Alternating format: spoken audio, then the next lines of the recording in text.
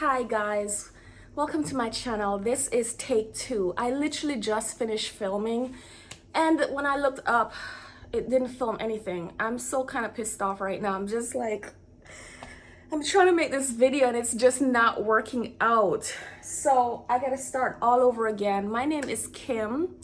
Welcome to my channel. My husband Ryan will be joining us in later videos. He's not here today, so I'm just gonna do this by myself. Sorry if I'm not as enthusiastic in this second round because guys, I literally just poured my heart out in the first video and now I have to do it all over again, which I gotta do it over again, right? So I am currently 5 months pregnant. My husband and I are expecting our first baby in the fall. And so I wanted to document my journey, more so for you guys too, but more so for myself, so that I can look back on my experience pregnant and see what it was like, and so I just wanted to do that. And then so what I'm going to discuss are 10 things that bothered me the most while being pregnant. And I'm sure as I progress into my third trimester, there will be other things that come up, but for the time being, I wanted to document what happened in my first trimester and now my second trimester. So I have a whiteboard here that I'm going to reference because I can't remember everything off the top of my head. That's something I'm also struggling with, which is they call it pregnancy brain. I didn't know it was a true thing. I was like, people just make up stuff, but I've been very forgetful. I've been very ditzy. Yeah, so let's start this again. So my first symptom that I had in my first trimester, something that I noticed, was a lot of gas. I had flatulence. I was farting up a storm. I couldn't really control it, and the thing stank. It stunk way more than any other farts that I've had in the past, and my husband can attest to that. He will let y'all know I've cleared the room with him. Like, he's been in the room and I've cleared out the room, okay, and he's had to go to another room and wait for you needed a hazmat suit when I was done. But it was that bad. And same thing goes for the feces. It's like the poop is on another level of stink.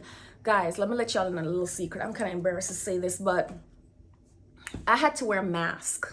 I had to wear a mask when I did number 2 in my first trimester. It was that bad for me, which goes into my second number 2 item on my list. Was the smell. Smells bothered me so much. I couldn't stand the smell of anything. I couldn't stand the smell of my own poop, which I just said. I had to wear a mask. And I had to wear a mask when I attempted to cook. I didn't like the smell of raw meat. I didn't like the smell of my husband's cologne, his lotion, my cologne. I couldn't wear, not cologne, perfume. I couldn't wear any of my body sprays that I normally would wear. Even the deodorant turned me off. I could smell the minerals in the water when I took a shower. I just could smell everything and everyone, and I felt like it was torture. At one point I broke down in the shower. I was taking a shower. I broke down in tears. I was like, I cannot do this. I don't want to smell all this stuff. I feel sorry for dogs. I really do, because they can smell from a very far distance. They have some powerful nose.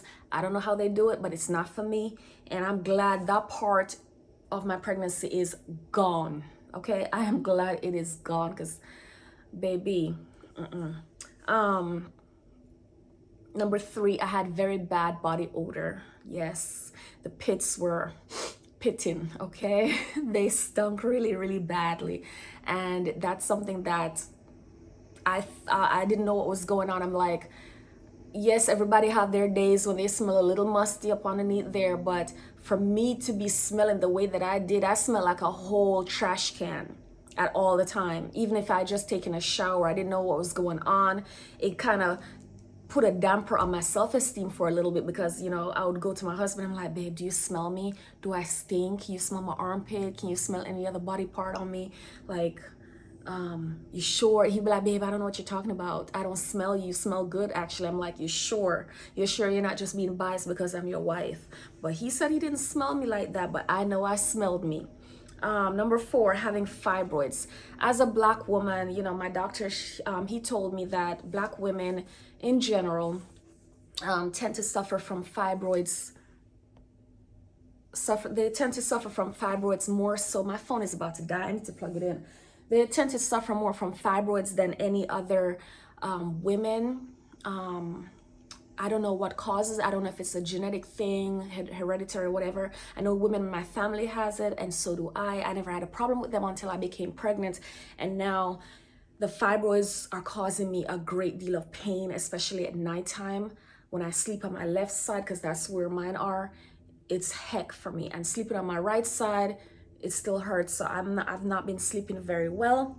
So I don't know. I'm gonna talk to my doctor about what options I have after having the baby.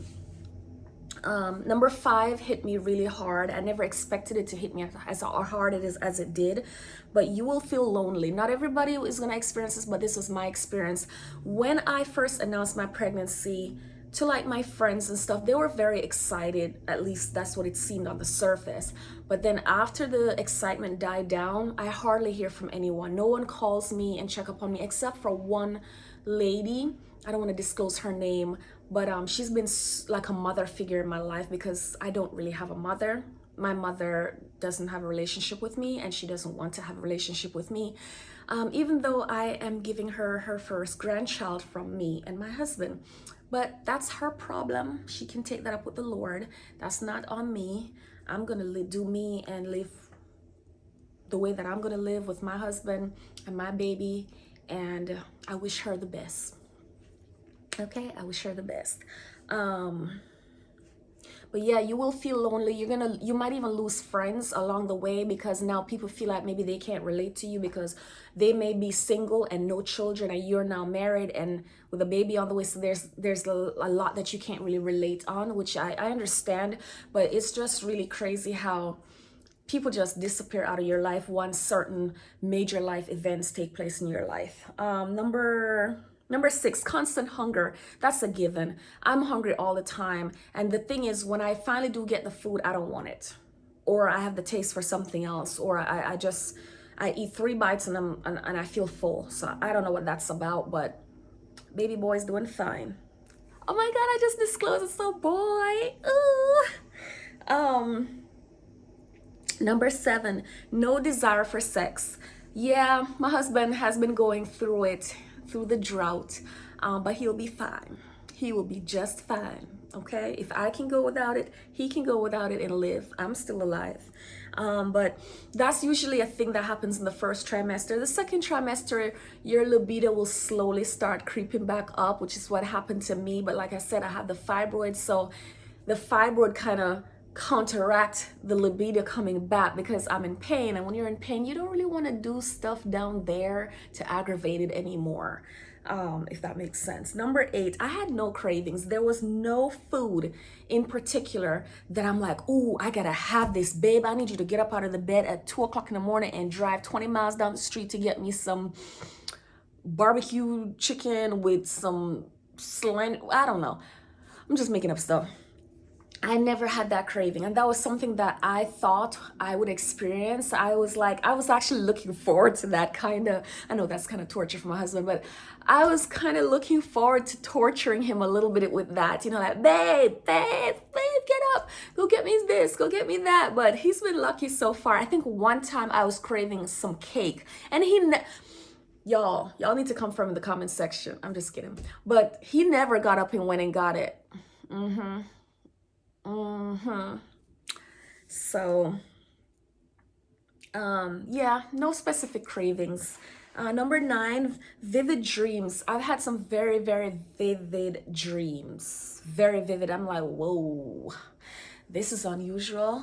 And I Googled it, and it's, I don't know if it has to do with the hormones or what, but a lot of other women, I'm in this Facebook group on Facebook. I'm in this mommy group, not Facebook group. What am I talking about? I'm in this mommy group on Facebook, and a lot of the women say that they've experienced vivid dreams. So I guess it's something that happens in pregnancy, totally unavoidable. But I'm sure things will kind of simmer down once the hormones kind of gets out of my body after giving birth. And number 10, guys, because I didn't want to keep this video too long. This is what, 9 minutes and change. Number 10. This one is also a little bit I never expected I would experience this, but feeling disconnected with the baby, guys. I don't know about other women, but for me in the very beginning, I didn't feel connected. I don't know if it's because it was new, or maybe because I couldn't feel any kicks or anything, and I just didn't feel pregnant. I felt like my normal self in some sense. That's not the right thing to say.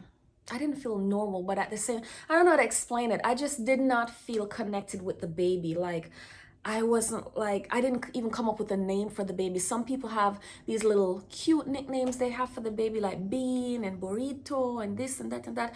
I still don't have a nickname for my baby. I never got into that. I don't know. I just never did it. My husband and I have already chosen a name. We chose a name before I even gotten pregnant. We chose a name while we were dating, and we decided on that name. And so we've been calling the baby by his name. We haven't been using any other names as a replacement or a placeholder until he arrives. So I don't know. Now that I'm getting bigger, I have been connected more. I have talked to him and been talking to him. My husband talks to him every time that he's home. He's not home all the time because he's on the road most of the times. But when he is home, he will rub my belly and talk to the baby. Not for long. Men don't really do all that stuff that women do. We'll caress our belly, rubbing our belly, reading a whole story to the baby, listening to a whole concert with the baby. But they'll say a couple words and then that's it. At least my husband. But I'm sure when the baby is born, he'll have a more interaction with him. But that's just me. But guys, I don't want to drag this video out. I don't want to make it too long. I don't want to make it boring for y'all. And plus the lighting is gone because this was my second attempt at shooting. But if you like this video, please go ahead and give me a thumbs up. Go ahead and subscribe so you can come back and, see me again and meet my hubby. And, in a couple more months, meet the little baby. So we would love for you to join us on this journey together and see where it takes us. And hopefully this time around, I can be consistent. Thank you guys so much for watching, and I'll see you in the next video. Bye.